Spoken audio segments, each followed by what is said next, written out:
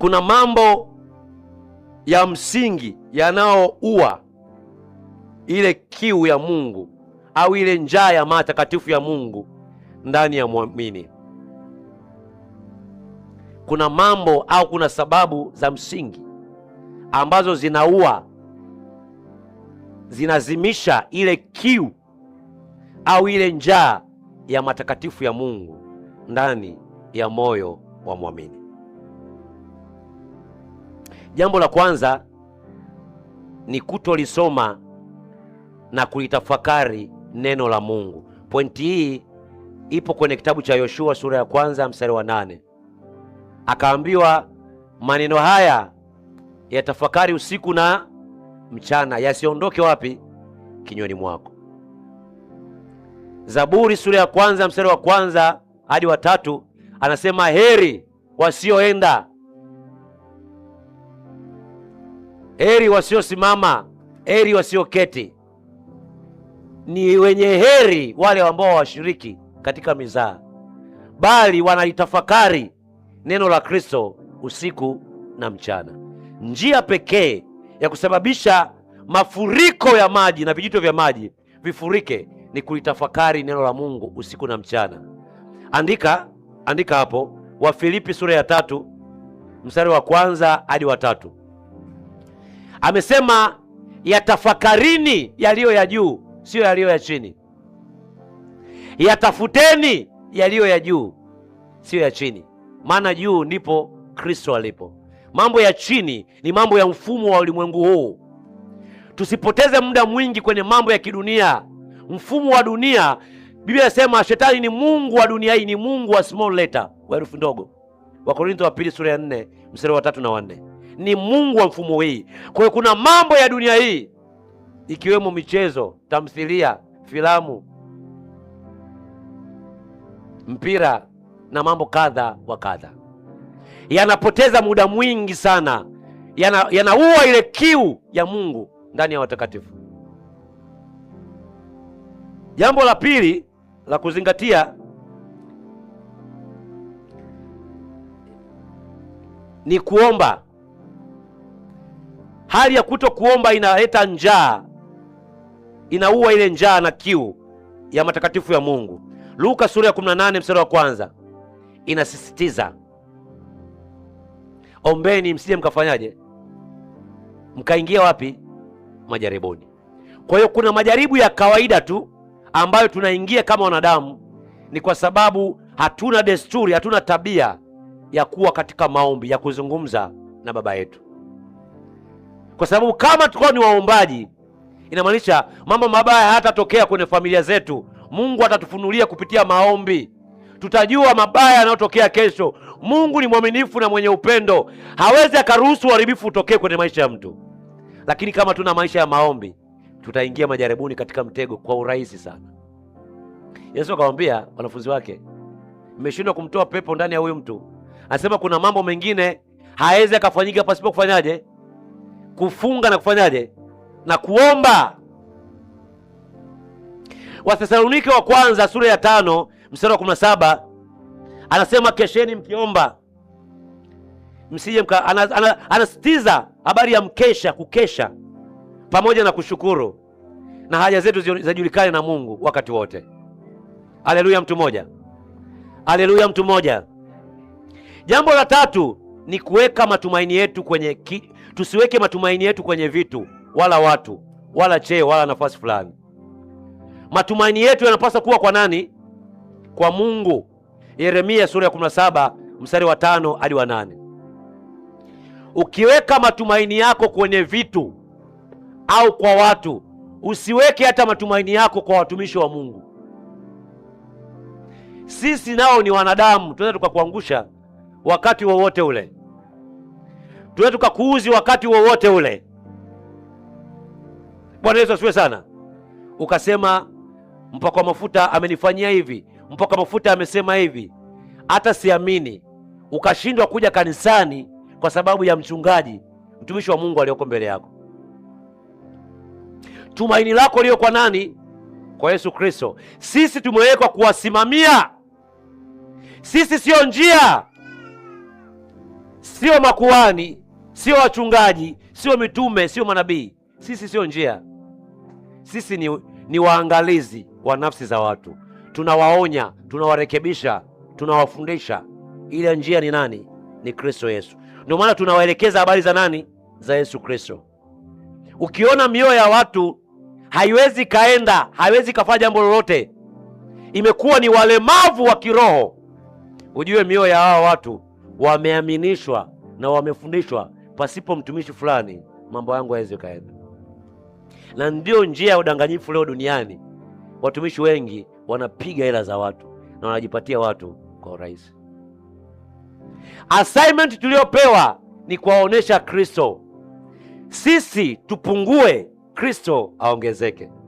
Ukiona sisi tunaongezeka na Kristo anapotea kwenye moyo wako wewe, jua kuna kitu kiko sawa. Yeremia 17 mstari wa 5 hadi wa 8 anazungumza, macho yetu na tumaini letu leo kwenye Kristo, sio kwenye vitu wala kwenye watu. Kuna mtu mmoja anaongea hapa jambo napenda. Anasema aliyoko ndani yetu ni mkuu kuliko aliyoko wapi? Huku duniani, huku nje, si ndio? Ondoa macho yako kutembea na mafuta ya upako, kutembea na chumvi, kutembea na maji ya upako, kutembea na black currant na juisi. Unaambiwa ni damu ya Yesu, ushapigwa hela 50,000 hapo. Kitambaa cha upako kimeandikwa andiko moja, kimeweka picha cha mtumishi wa Mungu ameweka hivi. Unaambiwa hicho kina upako. Tayari tumeshakula hela yako. Sema amina. Hakuna tutakachokifanya huku nje kitachokuwa ina maana huku mwili. Kama ndani yako hauna neno la Kristo, hauna roho wa Mungu, haya huku nje unapoteza muda. Unafanya tu exercise, mazoezi tu ya kupoteza muda. Jambo lingine la msingi ni kuishi maisha ya anasa. Tamaa ya mwili na tamaa ya macho yanaondoa ile kiu ya Mungu. Luka sura 21 mstari wa 34 na andiko la waraka wa kwanza wa Yohana sura ya 2 mstari wa 15 hadi 17. Hawezi ukafungua zipu ya sketi ovyo au zipu ya suruali ovyo, alafu kaniambia kwamba vipawa na neema ya Mungu ikadhirika ndani yako. Uwezi. Utatumika katika kiwango hicho hicho. Level ya maombi yako itakuwa ndio hiyo hiyo. Kutakuwa na hali ya ukavu ndani ya moyo wako. Mungu aabudiwi kwa mazoea.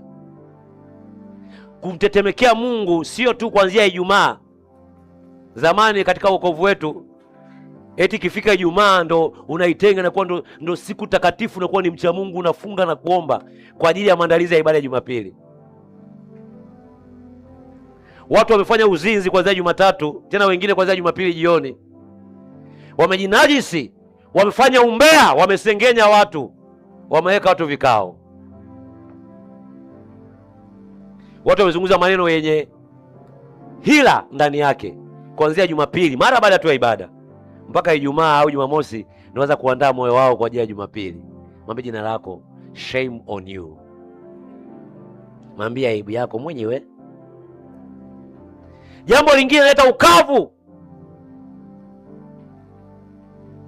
ni marafiki wabaya wanaoathiri mwenendo wetu wa kiroho. Wakorintho wa kwanza sura ya 15 mstari 33 pamoja na Mithali 13 mstari 20. Watu ambao wanatuzunguka wanaathiri sana ibada yetu.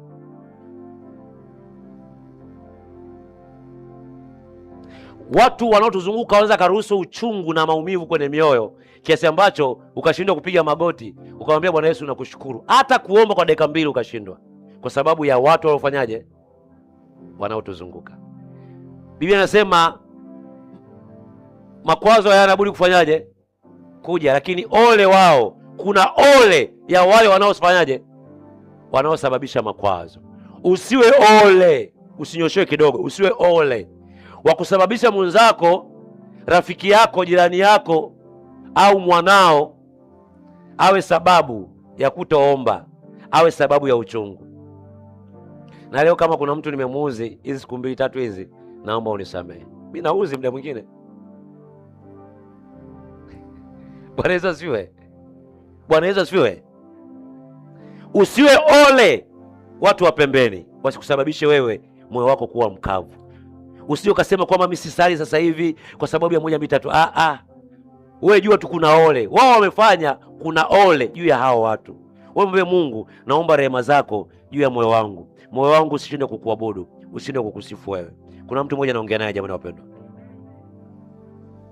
Jambo lingine ni dhambi inayofichwa bila kutubu. Inaharibu ushirika wetu na Mungu. Mithali 28 mstari wa 13 pamoja na waraka wa kwanza wa Yohana sura ya kwanza mstari wa 9. Kuna dhambi zinazofichwa. Ni dhambi gani ambayo inakutesa wewe? Ni addiction gani? Kama una hasira, Biblia inasema kuweni na hasira lakini msifanyaje? Msitende dhambi. Kama una hasira, tafuta watumishi wa Mungu unaowaamini. Mwambie mtumishi, mimi na tatizo la hasira. Kama wewe una tatizo la umbea, koo lako alikai na kitu, friji lako aligandishi, mwambie, mfuate mtumishi unayemwamini. Mwambie mtumishi, mimi nikipata jambo mimi ni mbea, mimi nasambaza habari mambo ya watu ili usaidike. Hakuna jambo jipya chini ya jua. Yote nayoyataja hapa kwenye Biblia yameandikwa. Watu walioathiriwa na umbea wako, walioathiriwa na hasira wapo. Kama mwili unakusumbua, nikampa assignment vijana fulani hivi, wakamwambia mtumishi, mimi haiwezi kupita siku moja, wiki moja pasipo kufungua sketi wala zipo. Nikamwambia sasa, kwa kuwa Mungu ametuumbia afya, tunakula tunakunywa, tamaa za mwili lazima ziwepo, si ndio? Zinapoinuka tena, wakati mwingine hata unapopigiwa simu au unapotongoza au kutongoza, ule wakati tamaa zinainuka kwenye mwili wako, kabla hujaenda chumba na Serengeti, hebu piga magoti, mwambie Mungu, nakushukuru kwa ajili ya neema ya wokovu. Mwambie Bwana Yesu, nakushukuru kwa ajili ya uzima. Ukiweza kunyanyuka hapo ukaenda chumba na Serengeti, utakuwa tayari moyo wako ni mkavu sana. Nisikize vizuri, injili kama hii watu wengi wapendi, kwa sababu watu, kuna dhambi zimejificha, kuna kitu hawezi kukiacha ndani yao. Biblia imesema ikimbie zinaa. Zinaa, hata kama umepakwa mafuta, hata kama wewe ni kuhani, mtume, nabii, askofu, unavaa kola hapa, usipoikimbia zinaa inakuangusha hapo dakika mbili. Hakuna bingwa wa kushinda zinaa, hakuna. Daudi alimpendeza Mungu, alikuwa mpaka mafuta, zinaa ikamkamata. Kina Suleiman, zinaa ikawakamata. Zinaa inakimbiwa, haikemewi kwamba nakemea roho ya uzinzi, nakemea wewe mwili na kukemea. Ikimbie. Na unaikimbia sio physical, unaanza kukimbia toka ndani ya moyo wako, ndani ya nafsi yako, ndani ya akili yako. Yesu akasema zinaa sio mpaka ushikwe titi for tati. Hata ukiangalia na kutamani, umefanyaje? Umekwisha zini. Aliposema ni afadhali ung'oe macho yako, haimaanishi kuyatoa hivi damu na nyama.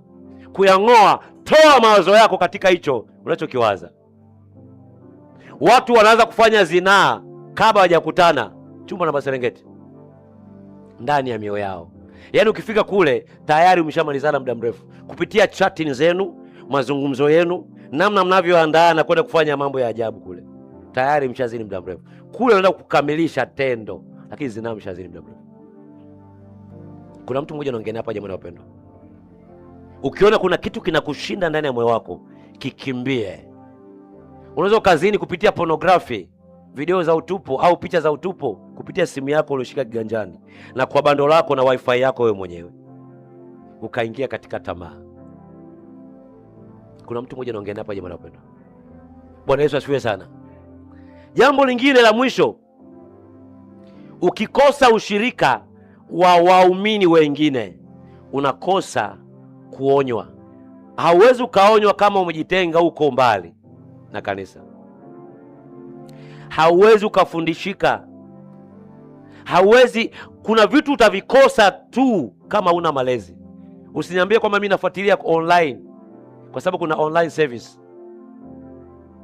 Kukaa sebuleni kwako hivi na kuchangamana na watu ni vitu viwili tofauti. Kama kuna namna Mungu anataka kusaidia kwenye eneo la hasira, utajuaje kama umeimprove kwenye eneo la hasira kama usipokuchangamana na watu, uka experience makwazo kidogo, majibu ya watu, ujue kwamba leo nimepitia jambo fulani, lakini kweli Mungu ameuchakata moyo wangu, sijakasirika wala sijajibu kwa jazba. Hauwezi ukasema nimeishinda uzinzi pasipo kuwepo katika mazingira ya kushawishiwa na uzinzi na kuyashinda.